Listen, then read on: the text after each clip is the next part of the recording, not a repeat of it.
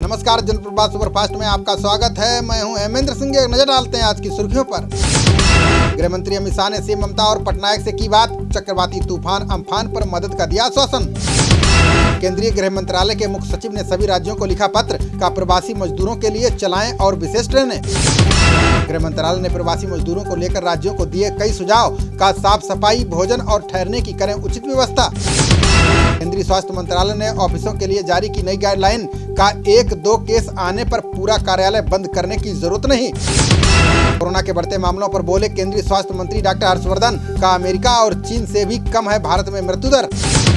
Doctor Harshvardhan बोले, हमने ठीक समय पर देश में लागू किया लॉकडाउन, सार्वजनिक स्वास्थ्य उपाय कर कोरोना को शिखर पर पहुंचने से रोका। दिल्ली के एम्स में 20 मई से शुरू हो सकती है ओपीडी सेवा। लॉकडाउन लागू होने से पहले एहतियातन कर दी गई थी बंद। कोरोना संकट पर विपक्षी नेताओं की शुक्रवार को होगी बड़ी बैठक। सीएम ममता, उद्धव समेत 15 पार्टियों के बड़े नेता होंगे शामिल।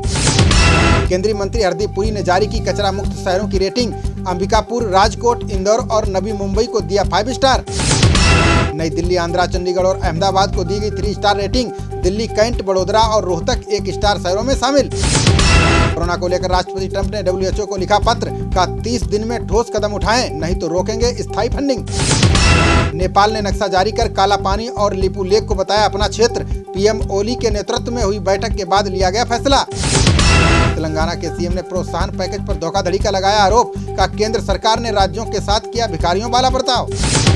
केसी राव बोले, ये पूरी तरह से सामंती नीति और तानाशाही रवैया। कोरोना से राज्यों की आर्थिक स्थिति बेहाल है, मदद को चाहिए कोष।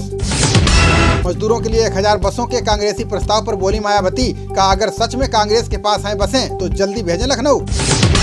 मायावती ने प्रवासी मजदूरों को लेकर केंद्र सरकार से की अपील का, लॉकडाउन में फंसे श्रमिकों को घर भेजने में करे मदद। यूपी के मंत्री सिद्धार्थनाथ सिंह ने सोनिया गांधी पर बोला हमला का, प्रियंका गांधी की 1000 बसों के दावे पर दें जवाब।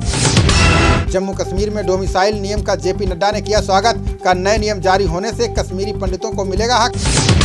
कोरोना को लेकर दिल्ली में अब तक का आया सबसे बड़ा उछाल। बीते 24 घंटे में संक्रमण के 500 नए मामले आए सामने।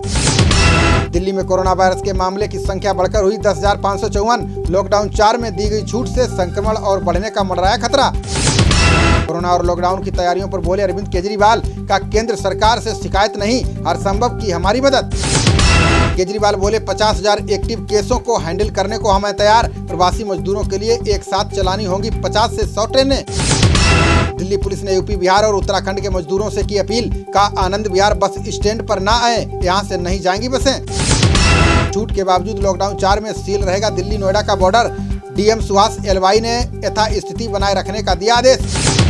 दिल्ली नोएडा बॉर्डर पर सिर्फ पास वालों को जाने की रहेगी अनुमति। कोरोना के चलते अप्रैल में सील कर दिया गया था बॉर्डर। कैबिनेट सचिव राजीव गौबा ने अम्फान तूफान को लेकर की बैठक का, इमरजेंसी सेवा के लिए तैयार रहे एनसीएमसी और एनडीआरएफ। मुंबई के बांद्रा स्टेशन के बाहर फिर जुटे हजारों की संख्या में मजदूर। ट्रेन पकड़ने के लिए लगी भीड़, सोशल डिस्टेंसिंग की उड़ी धज्जियां। भीड़ जुटने की खबर पर पुलिस और प्रशासन के फूले हाथ पांव। केवल रजिस्टर्ड लोगों को जाने दिया, बाकी सभी को लौटाया। महाराष्ट्र के उस्मानाबाद का संग्रहालय नई इमारत में होगा स्थानांतरित। इसमें 45,000 ऐतिहासिक कलाकृतियां प्रदर्शित करने की है क्षमता। श्रीनगर के नवगढ़ इलाके में सुरक्षा बलों को मिली बड़ी कामयाबी। मुठभेड़ में 2 आतंकियों को किया ढेर, अभी शिनाख्त नहीं। हुर्रियत नेता अशरफ सेहराई के आतंकी बेटे को सुरक्षा बलों ने घेरा। आतंकी जुनैद के खिलाफ सुरक्षा बलों का एनकाउंटर जारी। यूपी के संभल में सपा नेता और बेटे की दिन दहाड़े गोली मारकर हत्या। मनरेगा के तहत सड़क निर्माण को लेकर 2 पक्षों में हुई कहासुनी। पुलिस ने केस दर्ज कर आरोपियों को पकड़ने के लिए गठित की टीमें। पूर्व सांसद बोले, सपा कार्यकर्ताओं की कराई जा रही है हत्या। पूर्वी लद्दाख सीमा पर भारत और चीन के बीच बना हुआ है तनाव। गलबा के पास चोरी से तंबू गाड़कर सैनिकों को किया तैनात। चीन ने अवैध डिफेंस फैसिलिटी बनाने का भारत पर लगाया आरोप। अक्साई चीन की गलवा घाटी में भारत ने भी बढ़ाई अतिरिक्त फोर्स। हरियाणा की मंत्री कमलेश टांडा ने लॉकडाउन का किया उल्लंघन। कुरुक्षेत्र के शिव शक्ति धाम मंदिर को खुलवाकर की पूजा अर्चना। दक्षिण सूडान के उपराष्ट्रपति और उनकी पत्नी की रिपोर्ट आई पॉजिटिव। उनके बॉडीगार्ड और कई स्टाफ में भी मिले संक्रमण के लक्षण। हापुड़ में रेलवे क्रॉसिंग पर रोलिंग कराने वाले सिपाहियों पर गिरी गाज। डंडे के बल पर 2 युवकों को जमीन पर करवाई थी रोलिंग। अमेरिकी कंपनियों को चीन से वापस बुलाने को लेकर विधेयक पेश। राष्ट्रपति ट्रंप के समर्थन में सांसद मार्क ग्रीन ने पेश किया बिल। यूपी के डिप्टी सीएम दिनेश शर्मा ने कांग्रेस पर बोला हमला, कहा कोरोना संकट में श्रमिकों के बहाने कर रही राजनीति। झारखंड में शराब की बिक्री के लिए आज से खुली दुकानें। हेमंत सोरेन सरकार 25% महंगी कर सकती है शराब। यूपी के रामपुर से स्पेशल ट्रेन द्वारा बिहार भेजे गए 1584 मजदूर। जिला प्रशासन ने प्रवासियों को लेकर किए पुख्ता इंतजाम। बिजनौर में मुंबई से लौटे 2 लोगों में कोरोना संक्रमण की पुष्टि। जिले में अब कोरोना के 6 सक्रिय मामले, 39 लोग हुए स्वस्थ। कन्नौज में 12 वर्षीय छात्रा के ऊपर गिरा 11,000 वोल्टेज का तार। हादसे में छात्रा की गई जान। घर और गांव में पसरा सन्नाटा। बुलंदशहर के गांव कड़वास में गंगा घाट पर नदी में डूबा युवक। दाह संस्कार करने आए गांव के लोगों के साथ आया था घाट। हरदोई में कोरोना वायरस का एक और नया मामला आया सामने। जिले में संक्रमित मरीजों की संख्या बढ़कर हुई 19। गौतम बुद्ध नगर प्रशासन ने फिर रवाना की यूपी बिहार के लिए 8 ट्रेनें। दादरी दनकौर स्टेशन से किया संचालन। हजारों लोग पहुंचेंगे घर। बुलंदशहर में पानी निकासी को लेकर 2 गुटों में चले लाठी डंडे। संघर्ष में दोनों तरफ से 1 दर्जन से ज्यादा लोग घायल।